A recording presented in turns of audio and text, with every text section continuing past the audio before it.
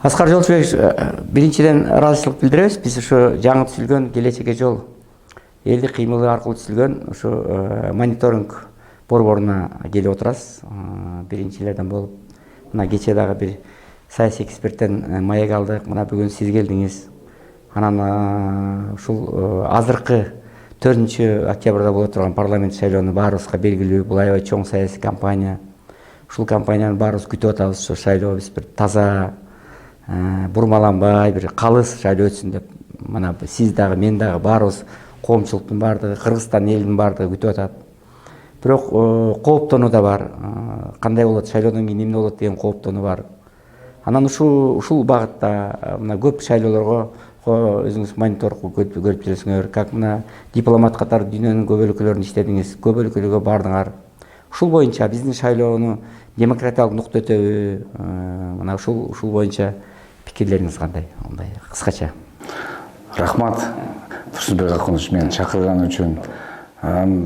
Сизге келгенден бул жерге келип абдан кубанычтамын, чынында. Кубанычтамын, бул абдан керектүү долбоор. Бул деле шайлоо 4-октябрда. Баардыгыбыз чындыкты издейбиз. Бирок өзүңүз баягы илгертен бери айтат, баары чындыкты издейт, бирок эч кимге чындык жакпайт деп. Биз дагы эле ушу 30 жылдан бери ар бир шайлоодон үмүт күтөбүз.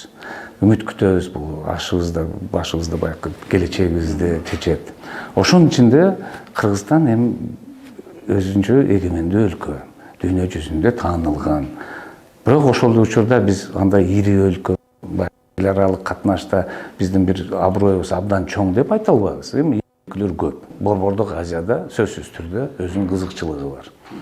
Эми атап деле кетсек болот.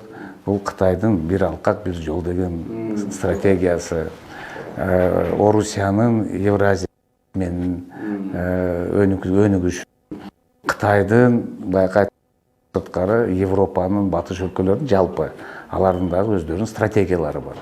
Борбордук Азияга карата, ошонун Кыргызстанга карата. Бул деген нерсе Кыргызстан дагы ушу Борбордук Азия өлкөлөрүнүн арасында бир кесилиш жол, көп ири өлкөлөрдүн кызыкчылыгын кесилишин жолунда турган. Ошон үчүн азын астыбызда көп келечек чоң саясий шайлоо. Бул жакынкы арада 5 жылга жок дегенде, кемегенде 5 жылдын арасында бул Кыргызстан кайсы жолго кетет. Ошонун ичинде кайсы ички саясаты болот. Ички саясаттын уландысы тышкы саясат. Ошого жараша ири өлкөлөр сөзсүз түрдө өзүнүн да көзөмөлүн жүргүзөт, өзүнүн деле жардамын кылышат. Жардамы ол кандай болот? Финансылык, моралдык же саясий болобу? Эми аны убакыт көрсөтөт. Биз ар кандайды көргөнбүз. Өткөндө шайлоолор болгондо бизде деле канча жаңжал болгон. Биз кошунаны биздин ички иштерге кийлигишип атат деп. Ошон үчүн бул айтып атканым, бул мониторинг борбору 30 жылдын ичинде биринчи жолу ачылып атат. Тышкы күчтөрдүн кийлигишүүсү биздин. Биз эгемендүү өлкөбүзбү? Биз элдин аң сезими, бийликтин, оппозициянын, башка жалпы бизде жарандык коомдун эгемендүүлүк өзүбүздүн сезимибиз барбы? Өзүбүздүн оюбуз, баягы улуттук кызыкчылыгыбыз дегени барбы? Же биз дагы эле көз каранды болуп башкаларга неметебиз? Мен түшүнөм, бул абдан оор иш. Бирок эң кубанычтуу бул башталыш. Ушул 4-октябрь астында болгон шайлоо бул биринчи тарыхта болуп атат мониторинг тышкы күчтөр боюнча. Мен ойлойм, бул дагы өзүнүн салымын кошот. Чыныгы ушу биздин шайлоонда чыныгы өзүбүздүн кыргыз улутчулугун, өзүбүздүн кызыкчылыгыбызды коргойбуз деген жолубузда бул дагы бир чоң кадам болот деп ойлойм. Рахмат. Эми мына сиз белгилеп кеткендей, мындай мониторинг жүргүзүү мурда болгон эмес экен. Биз болсо расмий түрдө баштап атабыз. Мыйзамдуу түрдө, расмий түрдө мына массалык маалымат каражаттары аркылуу ушундай мониторинг борбору түзүлгөндүгү боюнча бүт кетти, Азаттык баштап чагылдырды, Кыргыз телевидениеси чагылдырды, Кыргыз радиосу чагылдырды, эл аралык уюмдар уже билди.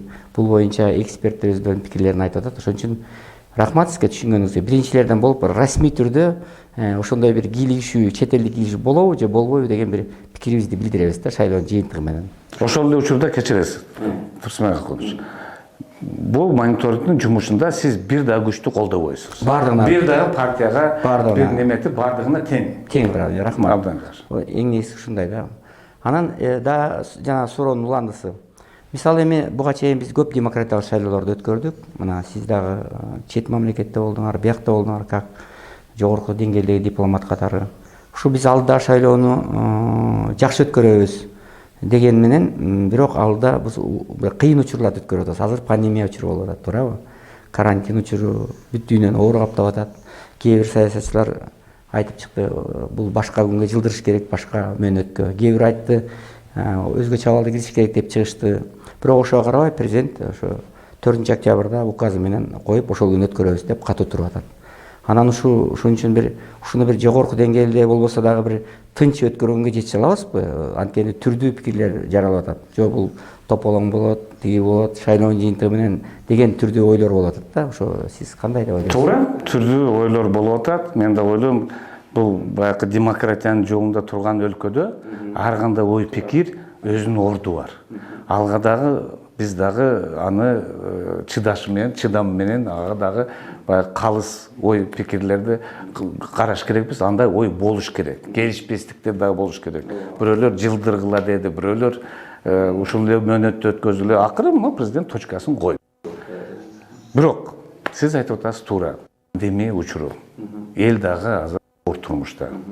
Ошол жалпы биздин канча мониторинг башка тармактарды өткөзгөндөр көп бул эл бийликтен дагы, оппозициядан дагы ишеними кетип атат. 30 жылдан бери шайлоого барып, 30 жылдан бери убада кылып, 30 жылдан бери форум өткөзөбүз, аны кылабыз.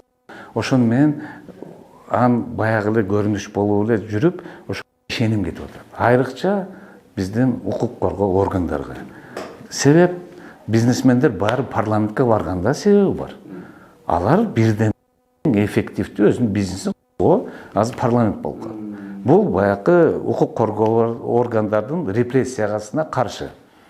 Ошол укук коргоо органдардын репрессиясына каршы дагы адилеттик сот системасы жок. Сиз аябай жакшы чоң жүйөлүү маселени козгодуңуз. Анткени көбү билбейт, эмнеге барат бул бизнесмендер десе.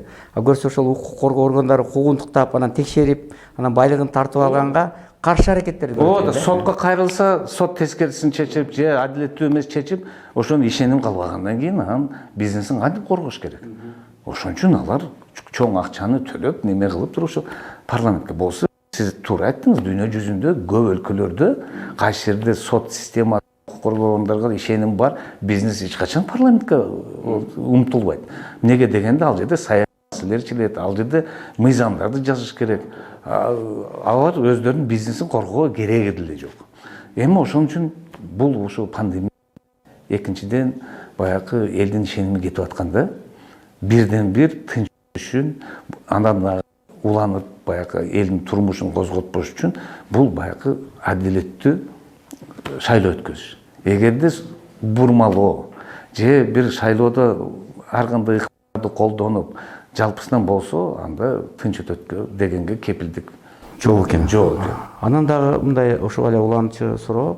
Мына өзүңүз билесиз, ушулку азыр мөөнөт бүтүп аткан 4-октябрда мөөнөт бүтүп аткан парламент тууралуу эл арасында, бийлик арасында түрдүү көз караштар айтылып атат, туурабы? Түрдүү аттар коюлуп атат. Парламентке да бир коомчулуктун көз карашы жакшы деп айтуудан алыспыз да. Сын пикирлер аябай көп. И парламент ошого мындайча айтканда татыктуу болуп калып атат да, кээ бир туура эмес аракеттери менен. Анан эми ошо алдыда боло турган 4-октябрь шайлоодо бир буга караганда сапаты боюнча, чыгарган закондору боюнча, адамдардын болочок депутаттын деңгээли боюнча бир мындай сапаттуураак парламент келеби деген оюңуз барбы? Мындай ишеним кандай дейсиз, ойлойсуз өзүңүз? Эми сапаттуураак сиз айткандай туура, баягы парламент бул да бийликтин бир бутагы. Ал жерге сапаттуураак баягы мыйзам билген, мыйзам жазган, бир тажрыйбасы болгон теорияда келиш керек. Бирок бизде турмушта көрүп атабыз. Шайлоого абдан чоң акча керек. Бул ошол эле агитатор, ошол эле координатор. Биздин КТРКда 1 мүнөтү 64 000 сом турса реклама. Ошонун ичинде профессорлор, же окумуштуулар, же медик врачтар, же ошонун ичинде алар кайдан акча? Дагы эле барып такылат, бизнесмендерге такылат, же криминал чөйрөсүнө такылат. Ким ошо акчаны чыгара алат?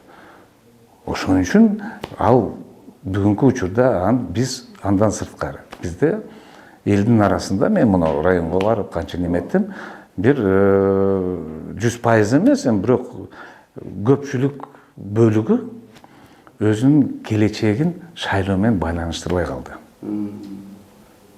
30 жылдын ичиндеги баягы оппозицияда убада берип алып, элдин ишеними шайлоодагы өзүнүн баркын кетиргенип тура, шайлоо. Аны ошон үчүн эл бир катмары өзүнүн келечегин, келе жаткан 5 жылдагы турмушун, бул оппозицияны деле шайласаң, могуларды пропозицияны деле шайласаң, баары бир эле ошол убада боюнча калат деп, ошон үчүн сатып алуу, добушту сатып алууга мүмкүнчүлүк ачылып атат. Ошон үчүн бүгүнкү учурда биздин шайлоо бир өзүнчө ярмарка, бир тойго айланып калды. Жылда бир жолу келүү. Ошон үчүн бизде болуп атат, башка чет өлкөлөрдө, канча өлкөлөрдө көрдүк, ал жерде саясий партиялар жылычы өткөзөт өзүнүн жумушун. Жылычы офистери ачылат, жылычы штабтары бар, жылычы өзүн тынбай иштейт. Бизде эми өзүңүз көрүп атасыз, саясий партия дегенде бул 5 жылда бир жолу топтолот. Мына шайлоо өткөндөн кийин эртеси күнү эле ал партиялар дагы дымдарагы жок болуп жоголот.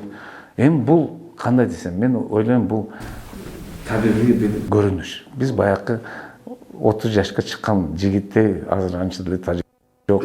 Ошону мен ар бир башыбызга таяк жеп жүрүп үйрөнүп аткан учурубуз деп ойлойм. Анан дагы мына Аскар Жашыев, сиз дагы мына көрүп калдыңыз. Мына биздин муун дагы көрдү, силер дагы кичине четин көрүп калдыңар. Илгери мурдараак эле, мына 20 жыл мурун, 30 жыл мурун ушу парламентке мына мындай Кыргызстанга аттуу баштуу адамдар келчү эле да. Мына ошол эле Эстебес Турсуналиев, мына маданият чөйрөсүнөн акыныбыз келген, жазуучулардан Чыңгыз Айтматов, мисалы, Төлөгөн Касымбеков деген адамдар, мына врачтардан Мамат Мамакеев, Миталий Мамытов, билесиз, анан канчалаган мындай мугалимдер, ошо врачтар, мисалы, ошону мен айтып кеткен врачтар, жазуучулар, мындай өнөр адамдары келишкен да, мисалы, мындай депутат болушуп. Анан ошолорго мүмкүнчүлүк болуп, элдин баары сыйлап дегенде, мына депутаттар түрдүү жанагындай атка конгон эмес да. Азыр эми ошондой бир адамдар келбегенге эмне себеп болуп атат дагы мындай? Ошондой адамдарды азыр көрсөтүлүп аткан кандидаттардын ичинен көрбөй атабыз да, мындай. Ошол боюнча кандай? Себеп бир эле, баягы дагы эле кайталап айткандай, шайлоо абдан чоң акчаны талап кылат. Сиз айткан интеллигенция, андай акча жок. Бир. Ушу үгүт иштерин деле өткөзгөн акчасы жок, неме кылганы. Анан ошонун ичинде бизде саясий партиялар бул көрсөтмө саясий партиялар. Көрсөтмө мондай болгон. Чындагы бул саясий партия деп айтса деле болбойт. Эми бизге баягы оорубуз дагы эле бар, баягы важдизм деп. Партия ошо бир адамдыкы. Ошол себептен ушундай система түзүлгөндө шайлоо акча керек, акча саясий партия керек, бирок саясий партия бүгүнкү учурда билесизби, саясий партиялар деле кандай кылып атышат.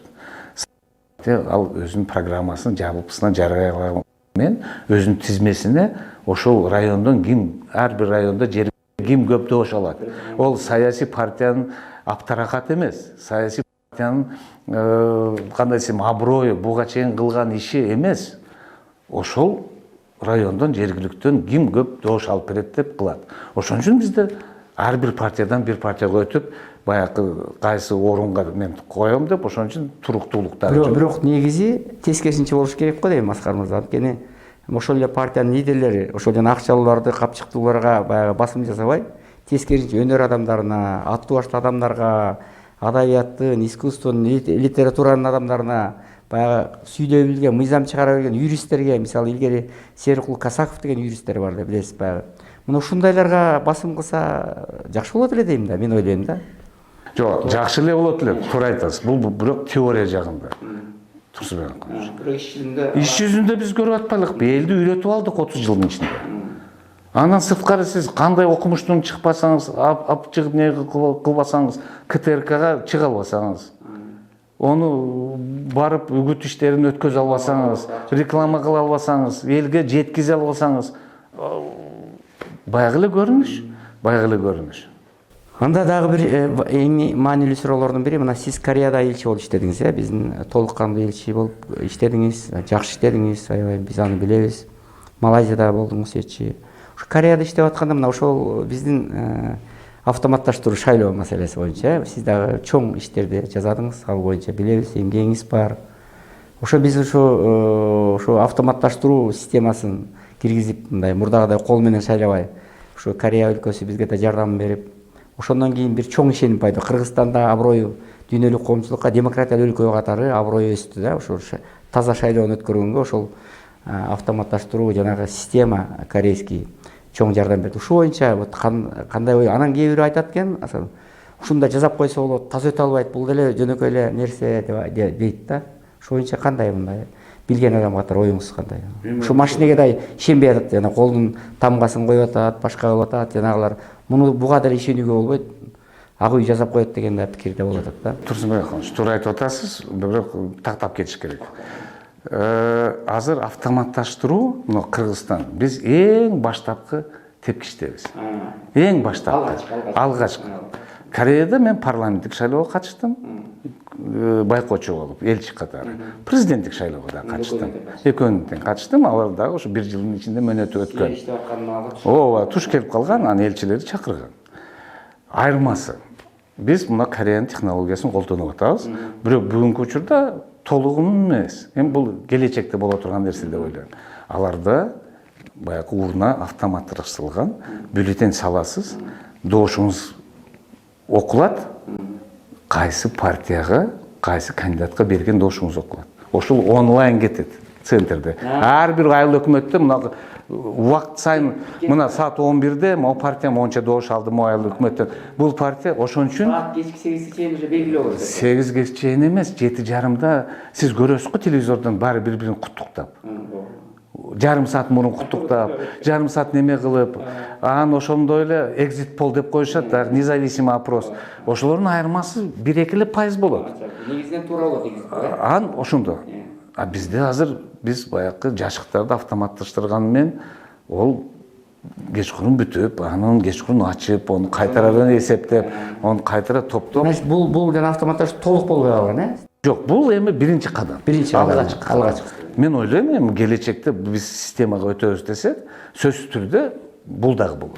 Же ушул автоматташтыруунун келишине да сиздин кандайдыр бир деңгээлде эмеңиз бар? Жок, ал Кореянын президенти мен баягы кабыл алган, ушу боюнча маселени айтып, ошо боюнча жалпысынан $11 миллион бөлүнүп, эки этапта, бир парламенттик, биздин да, бир президенттик шайлоо. Тескерисинде бир президенттик, анан парламенттик шайлоо. Жалпысынан кылып, бирок эми буну ишти улантыш керек. Эгерде толук алардын стандартын өтөбүз деп. Өтсөк анда бүт жана көрүнүп турат, баары. Ал көрүнүп турат, анан экинчиси эртеңден баштап эле шайлоо башталганда канча партия канчалап атат, бүт баары. Анан аларда дагы мына бизге баягы центр обслуживания населения ЦОН деп коюшат. Аларда деле ар бир районда өзүнүкү бар, эми бирок алардыкы деңгээли чоң го баягы. Ошонун ичинде деле ар бир Кореянын жараны шайлоо өткөндөн кийин 1 жылдын ичинде өзүнүн бармагын коебу же пин кодун коебу, ошонун добушу кайсы партияга кеткени чыгат. Чоң. 1 жылдан кийин. 1 жылдан кийин да чыгат. Ошон үчүн алар ушу максималдуу түрдө баягы аларда деле чыр-чатак болот. Аларда деле келишпестик болот, бирок бул принципиалдуу эмес. Бирок алар программаларды колдошу керек, партиялардын программасын колдош. Бирок иштешет. Жыл ичи иштешет. Анан алар дагы көп. Анан алардын дагы көп, кандай десем, көйгөй иштер болгон. Аларда дагы бир 30-40 жыл мурун акчалуу партиялар көп утуп алып, анан ушу акчаны кантип четке кылабыз, акчадан кантип арылабыз деп, алар өзүнчө бир баягы шайлоо кодекс өзгөртүп неме кылып. Ошон үчүн аларда акыркы ушу 30 жылдан бери съезден бөлөк элди таптомо жок. Астыга шаарга реклама коюп турган жер баары белгилүү. Анан сиз жаңгыз акчаңызга карап иле албайсыз, сатып алып. Сиз сатып алсаңыз 3 адамды илиш керексиз. 3 партияны кошуп алып илип. Ошентип баарын басымдуулук теледебатка, акылдуулукка, тажрыйбага, баягы май таратуу, акча таратуу жок. Андай учурда аларда абдан катуу көзөмөл жүрөт. Бир кичинекей шек мына кече деле көрүп биздикинде жана таратууларга жол берилбейт, жол берилбейт. Сөзсүз түрдө аны уже катуу жазалган. жок, алып таштайт гонкадан. Алып таштайт. Анан бизде деле мына кече борбордук шайлоо комиссиясында көрүп атабыз го, сотко чейин барып атат. Кореяда биз ошондой учурда көргөнбүз, аларда Карабайт эчтеке. жок, алар айтат, мыйзам деген мыйзам. О 1 мүнөткө кечиктиңби, 10 суткага кечиктиңби, кечиктиң. Ошо кечиктиң, канчага кечиктиң, аларды кызыктырбайт. Мөөнөт деп алар мыйзамы күчтүү. Ошон үчүн аларда монда адилеттүү. Эми маегибиздин соңунда бир маанилүү маселе, сиз баягы саясатта талдоочусуз, дипломатсыз, сиздин деңгээлиңиз ошого жол берет. Биринчиден мына жакында Белоруссияда шайлоо өттү, өзүңүз билесиз. Президент шайлоо өттү, аябай катуу тополоң болуп атат. Мына шайлоо 9 өтсө, ошондон бери токтобой атат. Өтө абал кыйын болуп атат да. Анан эми ошо бизде да мына 1 айдан кийин Кудай берсе шайлоо өтө турган болуп атат. Ушул экөөнүн мындай Европадагы жат турган Белоруссия менен биздеги Кыргызстандын биздин шайлоодон кийин сиздин кандай прогноздоруңуз мындай как дипломат катары? Мындай тынч болобу же кандайдыр бир деңгээлде Белоруссиянын эпкиндери тийип кетеби бизге? Ошо элдердин кооптонуусу бар да, мындай ушундай болуп атат. Бирок биз элибиз дагы мындай өзүнүн бир көз карашы бар да, элибиздин да, туурабы? Шайлоого катышкан элибиз. Сиздин көз караштарыңыз кандай? Туура, СССР ураганына 30 жыл өттү. Анын ичинде бир муун өттү. Бирок Белоруссияда болгон окуя азыр аларда болуп аткан каалайбызбы, каалабайбызбы, Кыргызстанга сөзсүз таасир этет. Неге дегенде ОДКБда бирбиз. ЕАЭС, Евразиялык бирикмеде дагы. Эгерде көп прогноздор боюнча Белоруссияда бул узакка уланбайт деген. Батыштын дагы Орусия башка серепчилер бар айтып атышат, бул узакка уланбайт. Эгерде ошондой болгон учурда бийликтин транзити сөзсүз түрдө болот. Болот, бирок кайсы мөөнөттө? 27 жыл болуп калды. Бирок кайсы мөөнөттө? 18 күндөн бери уланат. Кайсы мөөнөттө болот? Анын таасири бизге сөзсүз тийет. Эгерде Белоруссияда ар кандай күчтөр, эми өзүңүздөр көрүп атасыздар, бирөөлөр батыш өлкөлөргө катат. Айтат жок, биз ошол Лукашенко эми көп жыл башкаргандыктан 26 эми ушул тоже роль ойноп атат окшойт керек. Сөзсүз түрдө. Эми бизде андай абал жок. Бизде эми бийлик алмашуу бар. Бирок ошол эле учурда алардын таасири бизге сөзсүз түрдө. Эмнеге дегенде биринчи рет Белоруссияда болуп аткан окуялар мына Россияга тиет. Ошонун ичинде биздин дагы Евразиялык бирикмеде, ОДКБда ошонун ичинде сөзсүз таасирин берет. Же чыгыш, же кетиш. Ошонун ичинде ал дагы биз үчүн дагы астыбызга монда бир жолго туруп калабыз, ача жолго, кайсы жакка барабыз. Кайсы жакка барабыз. Эми азыр эл аралык мамиледе мындай көп маселелер бар, Кыргызстанга да тийиштүү. Бул Крымды биз тааныйбызбы, жокпу? Ал деле бүгүн эртең күн тартибине кирип калат. Ошол эле Белоруссияда болгон окуяны биз ой пикирибизди кантип айтабыз, неме кылабыз? Эми бирок биз Аскар мырза, эгерде биз шайлоону кандайдыр бир деңгээлде салыштырмалуу таза болсо, бурмаланбаса, күчтүү партиялар жеңип түшсө, автоматташтыруу механизми бар бизде, туурабы? Андай болсо, анан биздин жеңилип калган кээ бир партиянын лидерлери өтө катуу кетпесе керек деп, туура түшүнсө керек деген ой бар да, мисалы эгерде. Жок, эми катуу кетеби, секин кетеби, мыйзам иштеш керек. Мыйзам иштесе. Анан эми бул алгачкы убактардан бери, илгертен бери айтылып келип атпайбы? Элге жараша бийлик, бийликке жараша турмуш. Эми ал формуладан эч ким кеткен эмес. Биринчиден биздин келечекке жол мониторинг борборуна келип, ушу маек кылып бергениңизге биз ыраазычылык билдиребиз. Сиз ушу келечекке жол уюмун түзгөндөрдүн катарындасыз, учредитель катары, борбордун штаб мүчөсү катары бизге аябай чоң жардам берип, советиңизди берип келатасыз. Эми мен ойлойм, ушул борбордун ушу 2 ай ичиндеги шайлоо бүткөн иштешине да өзүңүз бир колуңуздан келген моралдык жардамыңызды бересиз деген чоң маалыматтар боюнча, башка боюнча, кеңешиңиз боюнча бересиз чоң. Сизге рахмат. Ишиңизге ийгилик каалайбыз, баардык жакшылыктар болсун. Бирге болсун.